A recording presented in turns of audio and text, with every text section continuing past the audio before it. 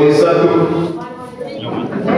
नारी के उद्धारक, अर्थशास्त्री, शिक्षा शास्त्री, विधिवेता, न जाने कौन कौन से अलंकरण बाबा साहब के लिए कहूं,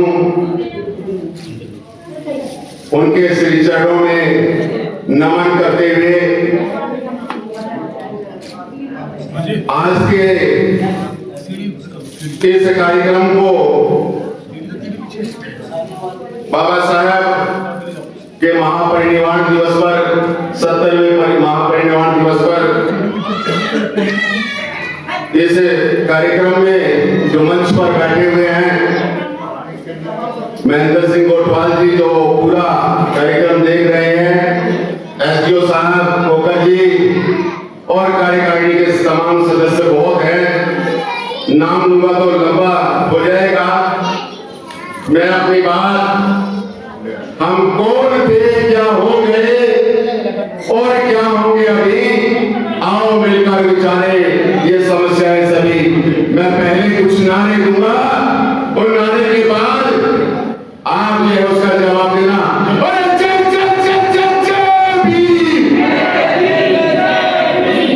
आप लोग तो खाना भी खा गए हैं, मैंने तो गोटवाल साहब के यहाँ करके चाय भी है खाली।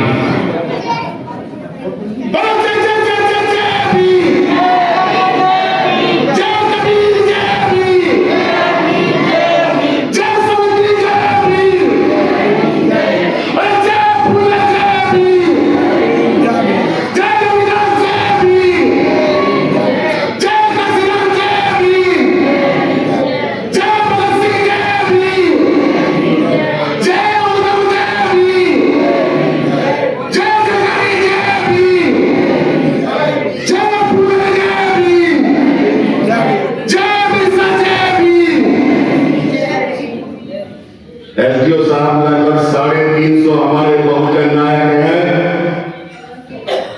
यदि उनका उच्चारण किया जाए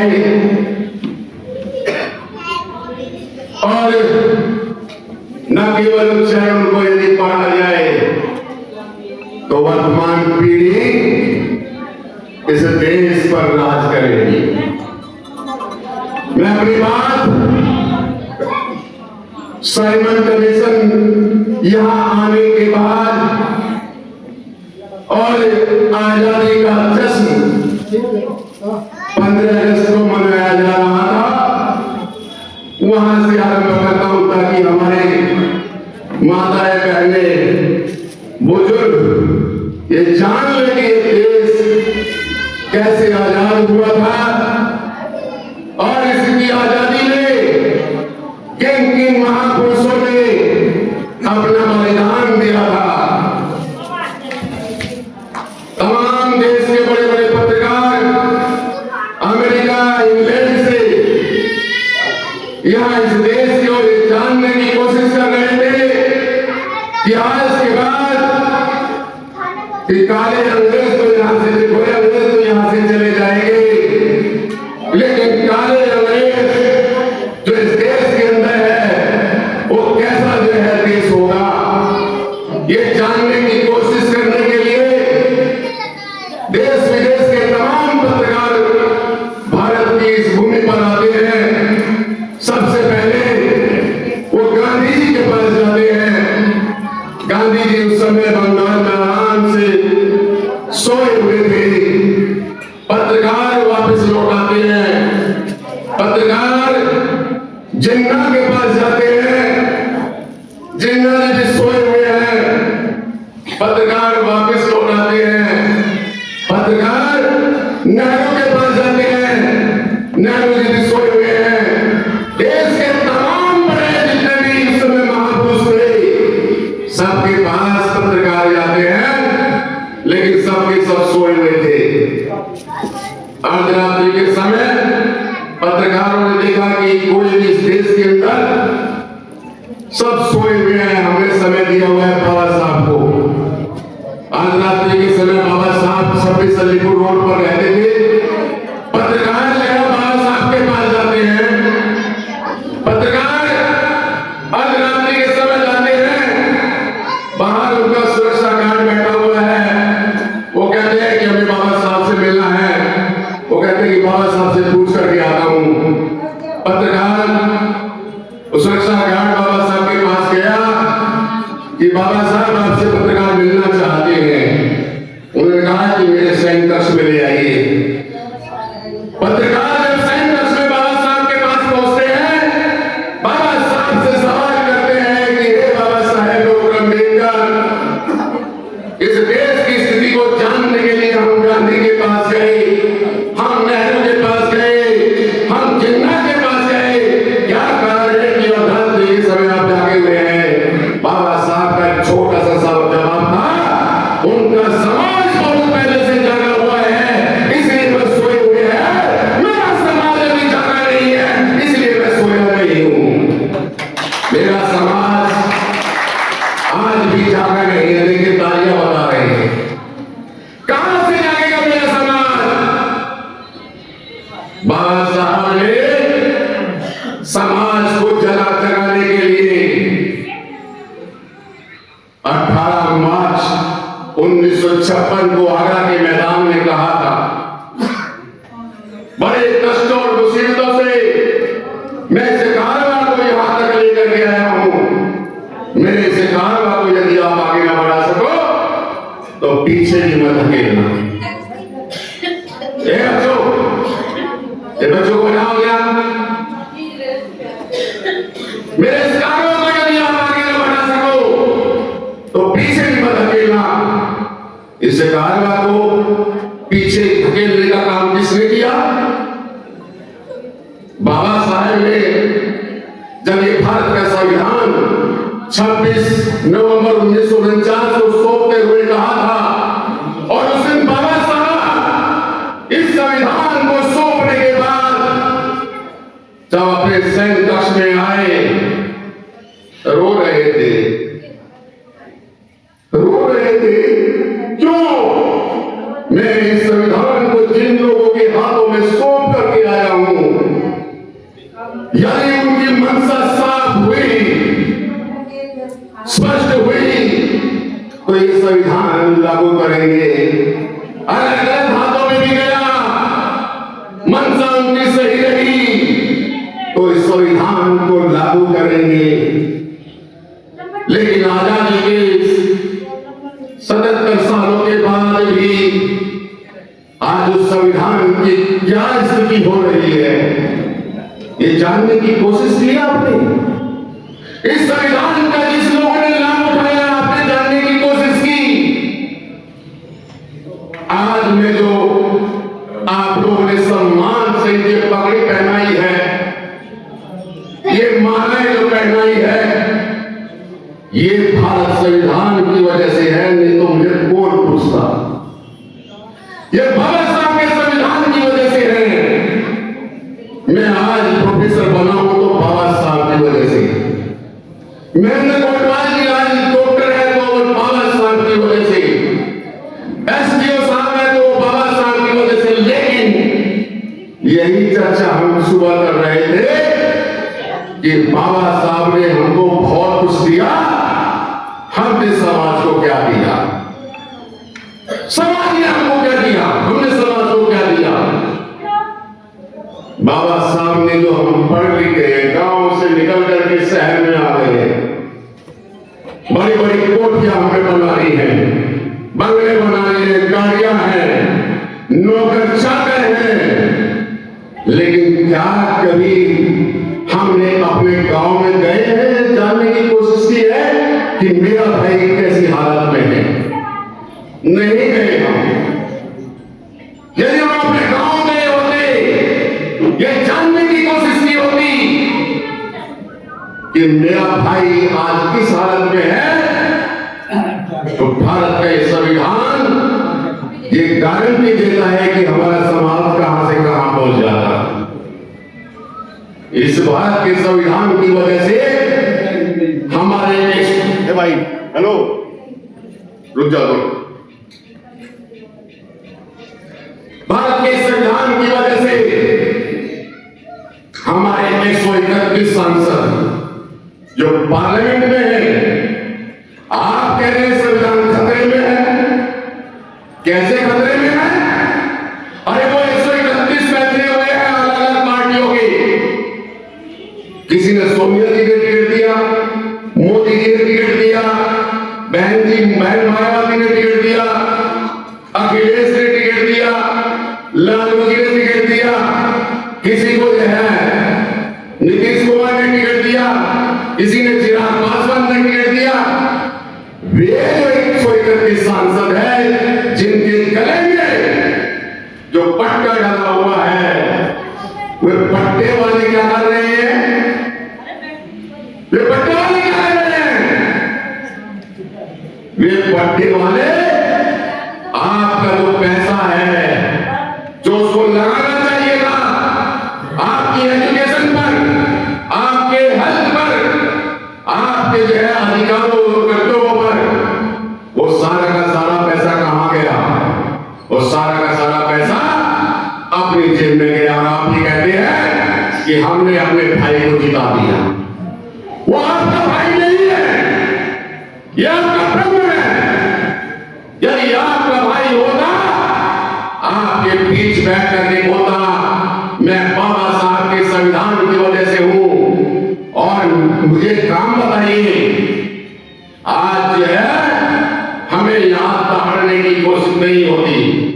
भारत का संविधान अगर सही से लागू हो गया होता, गांव-गांव में जो है शिक्षा के केंद्र खुलते। अभी बोल रहे थे मेरे से पहले हमारे विशिष्ट अतिथि कि यह शिक्षा वो शेरनी का दूध है, जो पिएगा वही दावेगा। लेकिन शिक्षा की हालत क्या हो गई है? 2 दिन पहले पार्लियामेंट में ही सवाल उठाया गया। उस सवाल में कहा गया कि 33% से लेकर के 40% तक के हमारे बच्चे विश्वविद्यालयों में नहीं जा पाए। सारी की सारी सीटें खाली रख दी गई। ये सीटें खाली रखने के पीछे क्या मंशा है? एनएफएस का तेरा नोट फॉर्म सुटेबल कि कैंडिडेट्स नॉट अवेलेबल। जब कैंडिडेट अवेलेबल नहीं थे तो ये कहते थे कैंडिडेट्स नॉट अवेलेबल, और जब कैंडिडेट्स अवेलेबल होने लगे तो बोलने लगे नोट फॉर्म सुटेबल।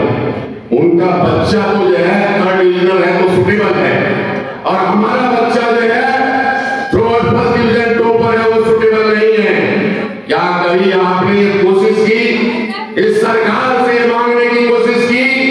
बाबा साहब ने कभी भी ये नहीं कहा। हालांकि हाँ, मैं कड़वी बात कह रहा हूं, मेरे बहुत सारे साथी बुरा मान जाएंगे। बाबा साहब ने कभी भी भारत के संविधान में वर्गीकरण की बात नहीं की, लेकिन कई राज्यों में जो है वर्गीकरण कर दिया गया। हम लोगों को बांट दिया गया। बाबा साहब ने शेड्यूल कास्ट और शेड्यूल ट्राइब की बात की थी, लेकिन बांटने के बाद आज उन राज्यों में जाकर के देखिए जहां हमारी सीटें पिछले 5 सालों में जो है पूरी भरी जाती थी। मेरे साथ जो है दैया साहब है, प्रोफेसर दैया जी। जब मैं इनके विश्वविद्यालय में जाता हूं तो सारी की सारी सीटें एससी की और ओबीसी की सारी सीटें खाली पड़ी हुई, 30% से ज्यादा। और जब वर्गीकरण नहीं था सारी की सारी सीटें भरी जाती थी। तो वर्गीकरण अच्छा है कि नॉन वर्गीकरण अच्छा है? इसलिए जो भाई यहां बैठे हुए आप थोड़ा सोच के देखिए, एक ही बाप की संतान है, हमको अलग अलग बांट दिया गया, और इस बांटने में सबसे ज्यादा फायदा किसका है? उस मनुवादी की है। उस मनुवादी ब्राह्मण का सबसे ज्यादा फायदा है। वो चाहता है कि ये लोग अलग अलग बटे रहे, और हम भी यही चाहते हैं। हम अब हमारे बीच में अगर कोई अच्छा कैंडिडेट होगा, अच्छा व्यक्ति होगा, हम उसको स्वीकार नहीं करते, और जो दूसरा आ गया है उसको स्वीकार करते हैं। क्यों? क्योंकि वो व्यक्ति जो है आपको अच्छा लगता है, वो आपकी बात कहता है। अगर हमारा व्यक्ति ये कहता है, अगर यहाँ गोटवाल साहब ये कहेंगे अभी बांटेंगे, क्या बांटेंगे? कंबल बांटेंगे। ऐसे व्यक्तियों को कंबल मिलना चाहिए जिसको वास्तविक रूप में उसकी आवश्यकता है। कुछ लोग ये कहेंगे कि जो है बहुत पैसा कमा लिया इन लोगों ने, सरकार से पैसा ले लेंगे। नहीं भाई, गोटवाल साहब किसी सरकार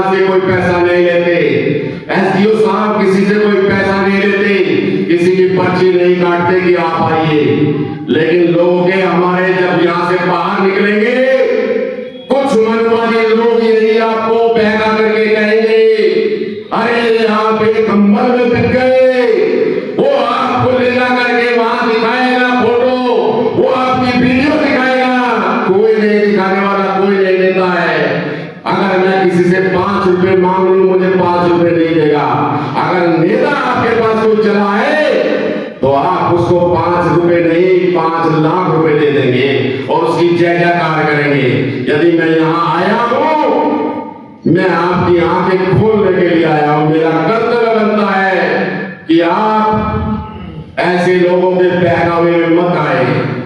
ठीक है, मेरा भाई अगर वो गांव से आकर के शहर में बस गया है, अगर वो गांव नहीं जाता है, उस गांव में जब जाता है आदमी तो कहता है चमार का आ गया, फलाने का आ गया।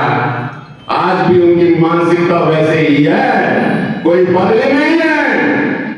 खेतों में काम करें हम, मजदूरी करें हम, मेहनत से जो है उनकी सारी सब्जी और दूसरे फल फ्रूट उगाए हम, और लाखों लेता है वो चौधरी साहब, वो ठेकेदार।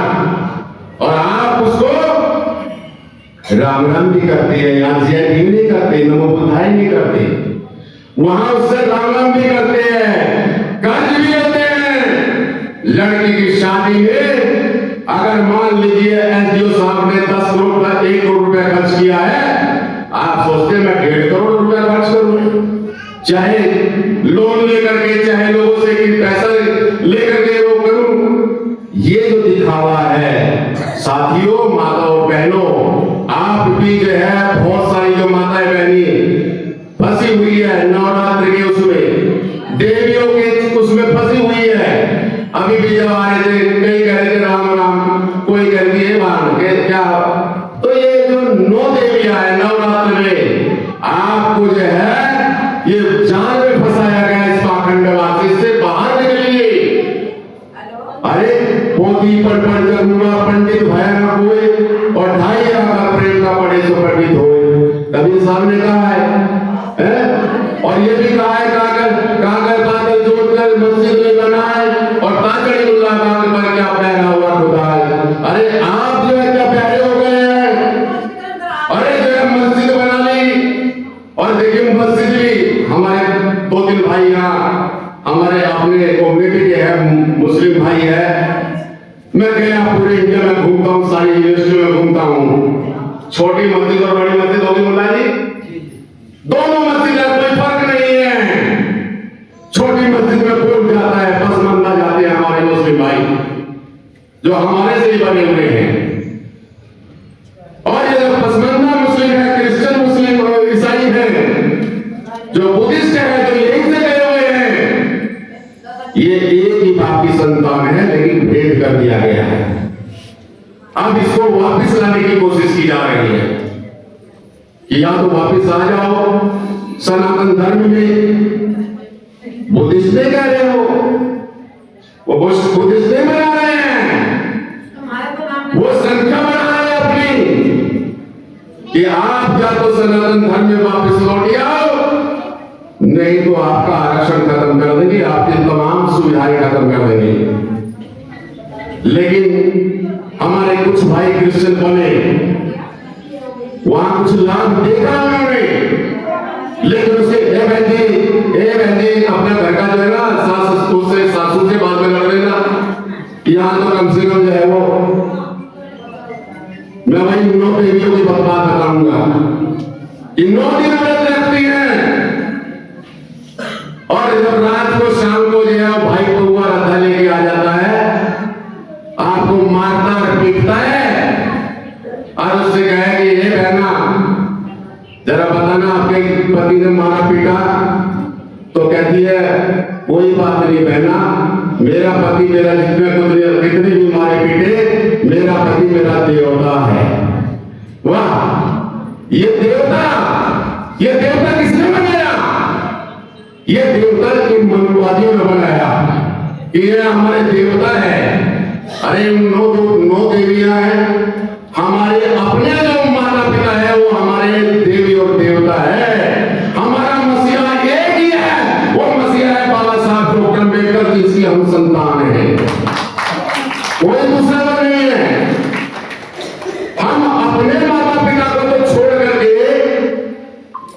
जाला वैष्णो देवी, कोई केदारनाथ, कोई कहीं कोई कहीं, और जो भी तीर्थों पर जाता है वो उतना ही बीमार भी होता है।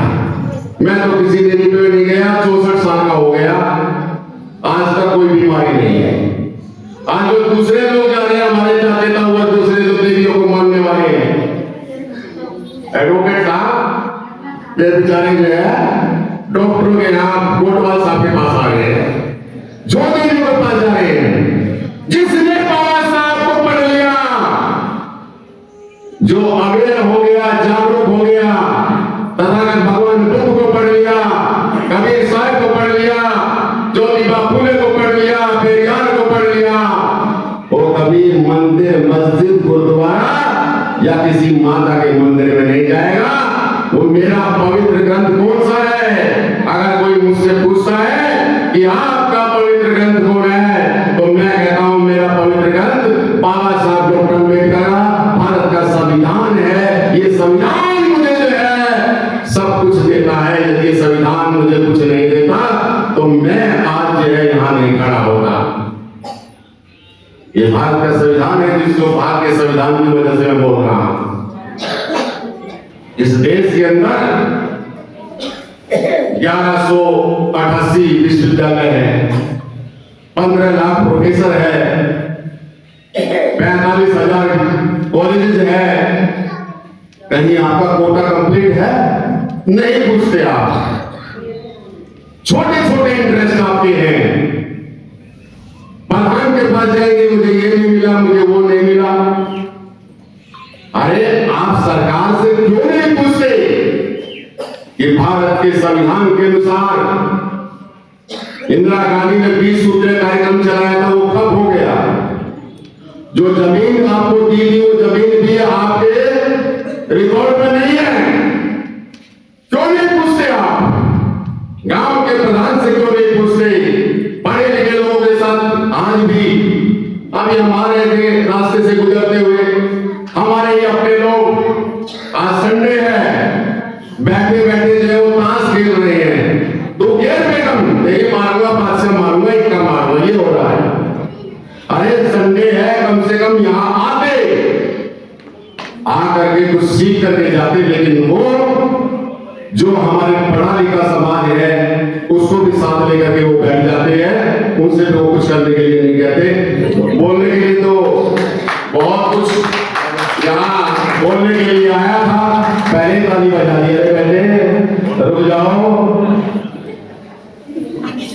मैं 2 घंटे की क्लास लेता हूँ और मेरी क्लास से कोई बच्चा जो है इधर से उधर नहीं होने वाला।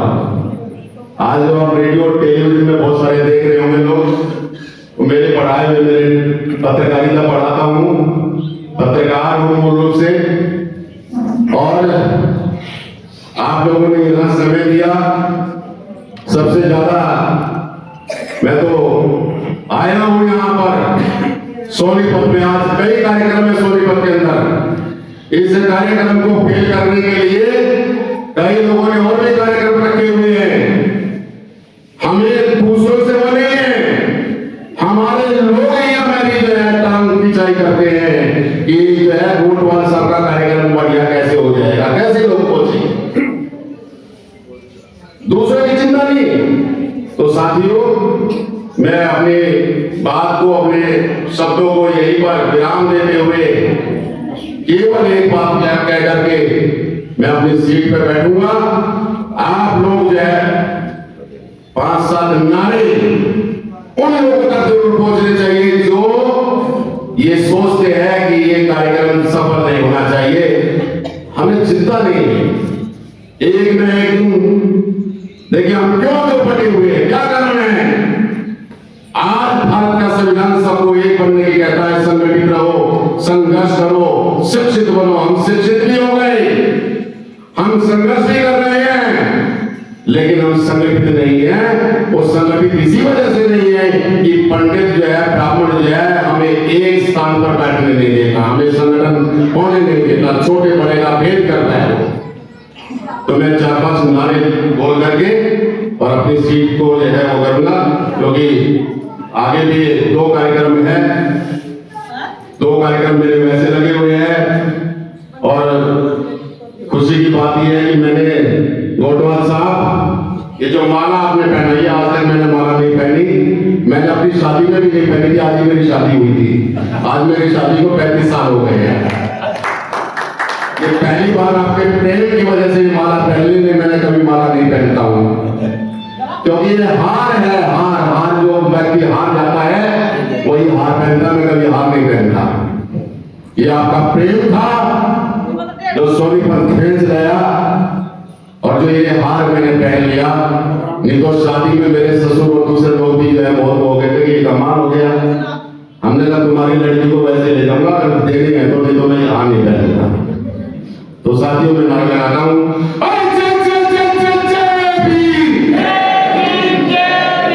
अरे चलो ये आदमी तो ये देख रहे होंगे खाने की बात, आप तो रोटी बना के आइए, खा के खुद आई है। ऐसे कम महिलाओं को तो हाथ खड़े कर करके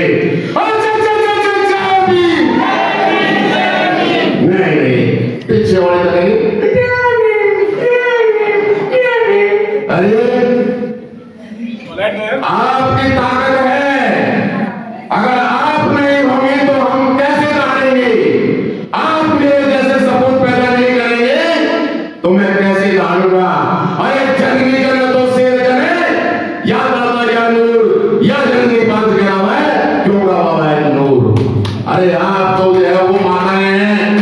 देखिए बाबा साहब, बहुत लंबी बात हो जाएगी। बाबा साहब के परिवार में भी 14 भाई बहन थे, मेरे परिवार में भी 14 भाई बहन थे, हम भी 14 भाई बहन थे, इसलिए मैं बाबा साहब से कंपेयर करता हूँ। हालांकि उनके इसके बराबर भी नहीं हूँ बाबा साहब की, लेकिन कम से कम ये कह सकता हूँ कि मैं भी बाबा साहब की तरह से दहाड़ सकता हूँ।